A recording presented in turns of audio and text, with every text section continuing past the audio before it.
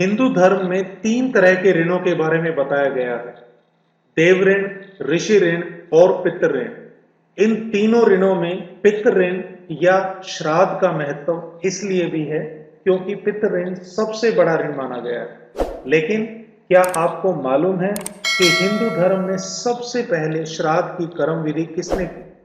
नमस्कार दोस्तों, धर्म संस्कृति चैनल में आपका स्वागत है। यहाँ हम धर्म और संस्कृति से संबंधित रोचक प्रसंग लेकर आते रहते हैं। तो दोस्तों, रामायण में सीता जी के द्वारा गया में जो पिंडदान किया गया उसकी कथा पर हम एक वीडियो पहले बना चुके हैं और उस पर लिंक मैंने आई बटन में दे दिया है। आधुनिक समय और रीति रिवाज के हिसाब से महाभारत काल से श्राद्ध विधि का वर्णन सुनने को मिला है। श्राद्ध पक्ष को 16 श्राद्ध कहा गया है, जो भाद्रपद माह की पूर्णिमा से प्रारंभ होकर पूरे 16 दिन आश्विन की अमावस तक माना गया है। इन 16 दिन श्राद्ध का तर्पण इत्यादि किए जाते हैं। कैसे शुरू हुआ श्राद्ध, किसने इसे सबसे पहले किया, तो आइए देखते हैं। श्राद्ध पर्व पर यह कथा अधिकांश क्षेत्रों में सुनाई जाती है। इस कथा के अनुसार महाभारत के दौरान कर्ण की मृत्यु जब हुई और जब उसकी आत्मा स्वर्ग पहुंची तो उन्हें बहुत सारा सोना और गहने दिए गए। कर्ण की आत्मा को कुछ समझ नहीं आया, वो तो आहार तलाश रहे थे।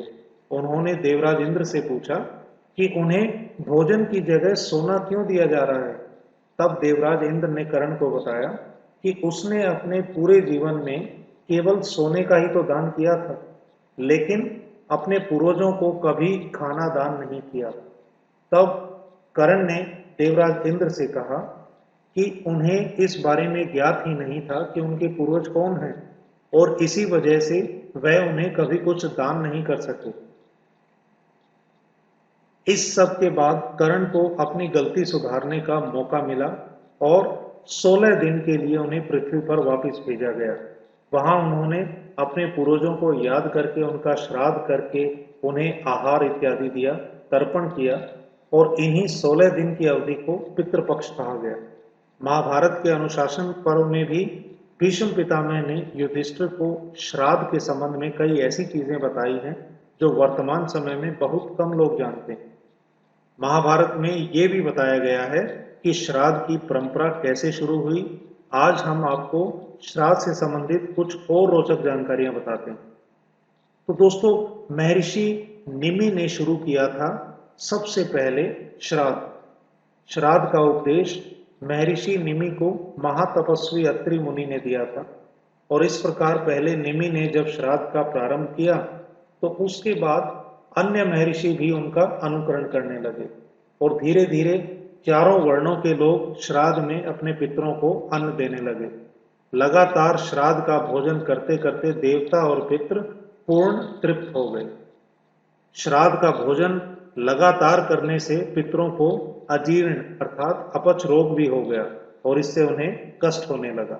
तब वे ब्रह्मा जी के पास आए और उनसे कहा कि हे प्रभु, श्राद्ध का अन्न खाते खाते हमें अजीर्ण रोग हो गया है और हमें काफी कष्ट हो रहा है, आप हमारा कल्याण करें। देवताओं की बात सुनकर ब्रह्मा जी बोले कि मेरे निकट ये अग्निदेव बैठे हैं, ये ही आपका कल्याण करें। अग्निदेव बोले कि हे पितरों, हे देवों, अब से श्राद्ध में हम लोग साथ में भोजन किया करेंगे। मेरे साथ रहने से आप लोगों का अजीर्ण रोग दूर हो जाएगा। यह सुनकर देव और पितृ सभी प्रसन्न हुए।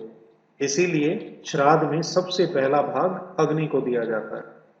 और महाभारत के ही अनुसार अग्नि में हवन करने के बाद जो पितरों के निमित्त पिंडदान किया जाता है उसे ब्रह्म राक्षस भी दूषित नहीं करते।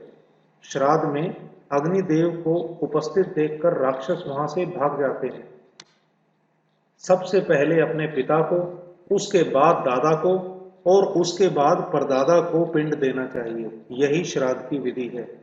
और प्रत्येक पिंड देते समय एकाग्रचित होकर गायत्री मंत्र का जाप तथा सोमाय पितृमते स्वाहा का उच्चारण करना चाहिए। महाल्या अमावस हर साल भाद्रपद शुक्ल पक्ष पूर्णिमा से लेकर अश्विन कृष्ण पक्ष अमावस्या तक के काल को पितृपक्ष या श्राद्ध पक्ष कहा गया है। पितृपक्ष या श्राद्ध के अंतिम दिन को सर्वपितृ अमावस या महालया अमावस के रूप में जाना जाता है। और महाभारत के ही अनुसार श्राद्ध में जो 3 पिंडों का विधान है, उसमें से पहला जल में देना चाहिए, दूसरा पिंड अग्नि में छोड़ना चाहिए।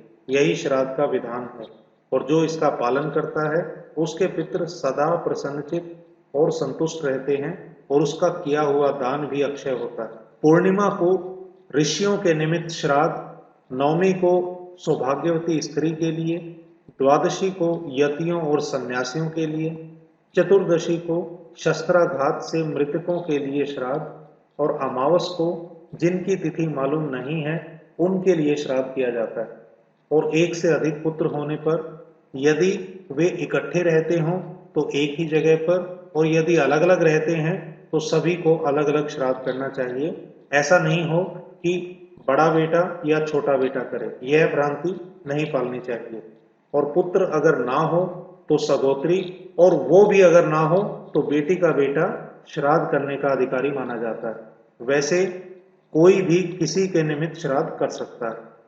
और एक भ्रांति और भी है कि गया जी में अगर पिंडदान कर लिया तो श्राद्ध करने की आवश्यकता नहीं दोस्तों, ऐसा बिल्कुल नहीं है।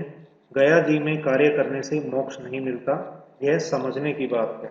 मृत्यु के उपरांत जीव प्रेत योनि में चला जाता है और उसी प्रेत को पितृलोक में भेजने के लिए कर्म कांड हम किसी तीर्थ या गया जी में करते हैं। मोक्ष देने का अधिकार केवल परमपिता परमेश्वर को है। 3 साल श्राद्ध अगर ना किया जाए तो कोई भी पितृ दोबारा प्रेत योनि में आ जाता है, यह भी समझने की बात है। गया जी में जाकर पिंडदान के उपरांत श्री बद्रीनाथ धाम में स्थित ब्रह्म कपाली में पिंडदान किया जाता है, जो बहुत कम लोग जानते हैं। और ब्रह्म कपाली में किया गया पिंडदान आखिरी माना जाता है। तो दोस्तों, ये था हमारा वीडियो श्राद्ध के बारे में। उम्मीद करता हूं कि आपको ये जानकारी पसंद आई होगी। हमारे इस वीडियो को लाइक करें और इस चैनल को सब्सक्राइब करें ताकि भविष्य में आपको धर्म और संस्कृति से संबंधित रोचक जानकारियां लगातार मिलती रहे। हम फिर हाजिर होंगे एक नए वीडियो के साथ। तब तक जय श्री राम। भगवान आपके समस्त मनोरथ पूर्ण करें। धन्यवाद।